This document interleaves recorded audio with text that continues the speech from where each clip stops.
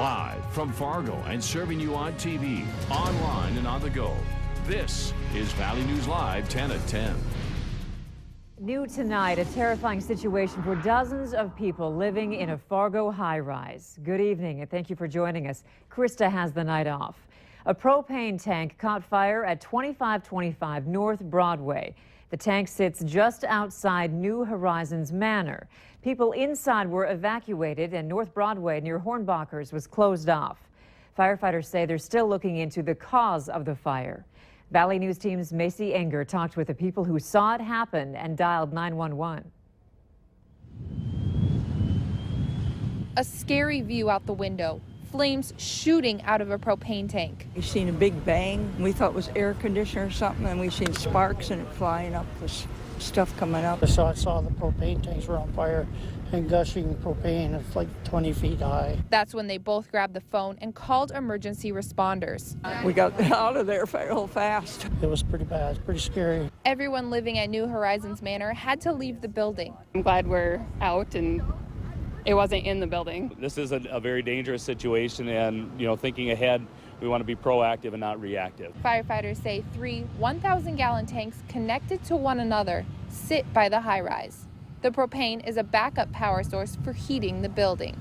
Only one of the tanks caught fire but didn't explode. The main thing was make sure the people got out safe, because if that thing would have blown, the people on the north side would have been not good. The high-rise is not damaged and no one was hurt. It's like the last thing that I was expecting, just sitting outside, and I didn't know that they could just start on fire or however it happened. Luckily, everyone was able to head back into the building they call home. In North Fargo, Macy Enger, Valley News Live. At this point, investigators are still working on a damage estimate around the propane tanks, and we'll continue to follow this story and bring you the latest on Valley News Live and valleynewslive.com. Dicey weather had people on alert this afternoon and this evening, and that included hail. Some areas saw 1 to 3 inch hail. This video came to us from a viewer in Alvarado, North Dakota. Things are quieting down for the most part, but a few storms continue. Will they last all night? Let's find out from Chief Meteorologist Hutch Johnson in First Weather. Hutch? Well, the quick and short answer, Andrea, to your question is absolutely not. The storms are winding down in intensity, but they do continue. Let's share with you, though, some of the hail photos from earlier this afternoon. Again, near Alvarado, Chris Madison's windshield and truck was damaged by this 2.5-inch diameter hail. Also, via Dwight Marciniak, Rachel Johnston shared this stone also near Alvarado. And here is a measurement of that 3+ inch diameter hail that fell near Alvarado. That's damaging stuff out there. And we have a newest member of the storm team, a young meteorologist here, Sophia, gathering a pail of hail from the same area. Storms continue through the Red River Valley now, but they are non-severe. Ada down towards Richland County and the Lidgerwood area. Storms are moving southeast with a little thunder and lightning and the potential for some small hail, but by and large, the main thrust of the storms is all but done. Your hour-by-hour forecast coming up in just a few moments. All right. Thank you so much, Hutch. Police believe it was an accidental drowning that killed a 51-year-old Grafton woman. Investigators found Carolina Mendoza's body on Saturday. Her body was found inside her vehicle, which was submerged in the Park River. The body was sent to the University of North Dakota for an autopsy. The results haven't been released yet. Some drivers ran into a traffic jam this afternoon on I-94 because of a motorcycle accident. The crash happened going westbound on I-94 around 5 this evening. The motorcycle rear-ended a vehicle. The driver of the motorcycle was taken to a hospital for treatment for injuries that are not life-threatening. We have an update on a head-on crash in West Fargo that sent 4 people to the hospital. The driver of one of the cars, Joseph Lorenz, is being charged with DUI. West Fargo police say yesterday he made too wide of a turn and entered into the southbound lane, causing the crash. All 4 people involved have been released from a hospital. The dangers of distracted driving are now a reality for one man after he killed a mother of 2 when he picked up his cell phone to make a bank transaction.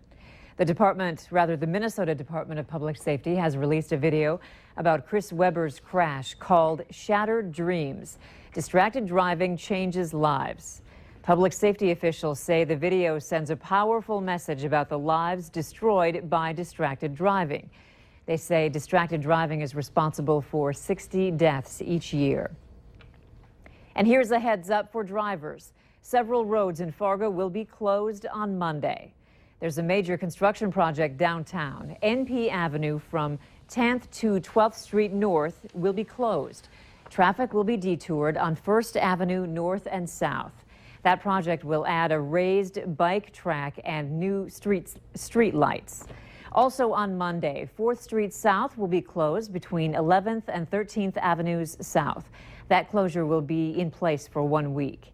And on 13th Avenue South, the eastbound lane will be closed from 14th to 17th Streets.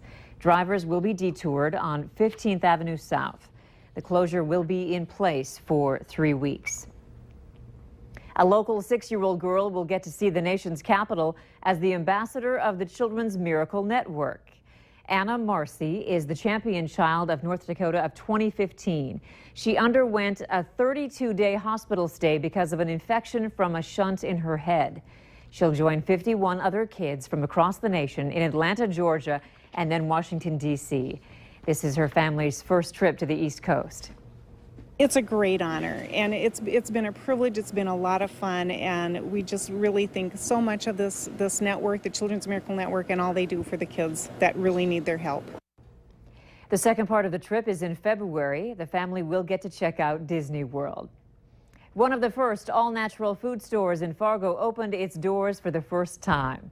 Natural Grocers at 13th Avenue and 45th Street South is having a soft opening tomorrow with the grand opening set for Tuesday. Shoppers will find all natural and organic products, and staff there say don't forget a bag. We have boxes. So all our boxes that carry, our products come in, we put into bins at the end of our register. So we reuse our boxes. But if you do bring a reusable bag, 5 cents, every time you bring one, 5 cents gets donated to the local food bank in the area. We have included a link with more information on store hours at valleynewslive.com. Simply click on this story. Valley News Live 10 at 10 continues with no wait weather. Well, Andrea, it's been a busy afternoon into the evening. A few thunderstorms here in the Southern Valley, but our risk for severe is really diminished into the evening. And that is good news. Here's a look outside and a quiet sky cam. We are seeing some frequent flashes of lightning not far from the FM area as we head into the late night hours. But don't worry, it doesn't look like the storms have been strong for a while, and it doesn't look like they are going to pulse up at this point. 67 degrees in Fargo, wind very light. And here's a look at Moorhead right now, 64 degrees there. Temperatures are generally in the 65 to 70 degree range. To the west of the Red River, 61 for you in Grand Forks and 64 in Valley City. And we got some pictures of storms rolling through Lake Ashtabula and Lakes Country as well, where things are a bit cooler from Bemidji into Clearwater County and parts of eastern Polk County now where you see the greens. 50s there, otherwise 60s across the region.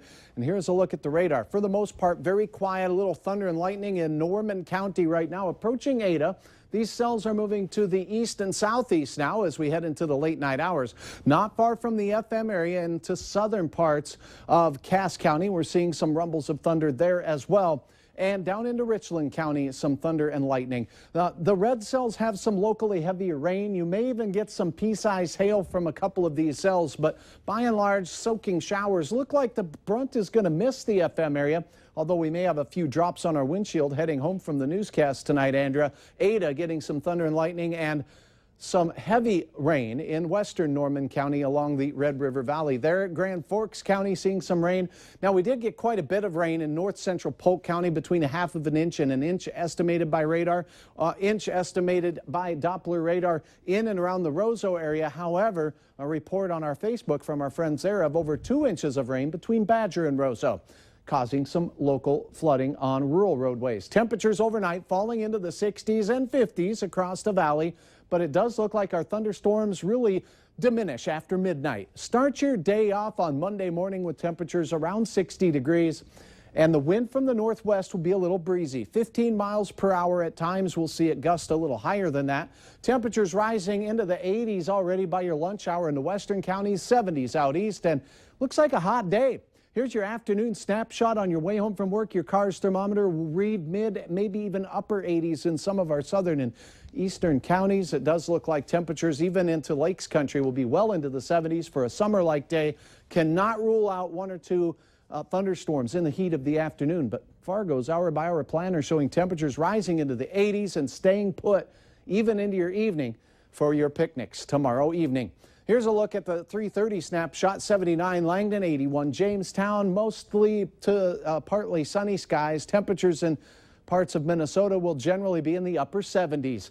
Tuesday, a hot day indeed. 88 sizzling degrees, as that'll feel like summer-like weather there, and a chance of thunder cools us off Thursday into Friday. 70s and low 80s will feel quite nice. Then the weekend approaches. Saturday looks like a sizzler, maybe run through the sprinkler. Or get that kiddie pool out so Mama could dip her toes. Right, or save some of that hail from tonight's storms. That'll cool you off. There you go. Thanks, Hutch. Up next, or rather later on Valley News Live at 10, a third grader in North Dakota receives an unexpected surprise from a prime minister. But first, music merges with the great outdoors.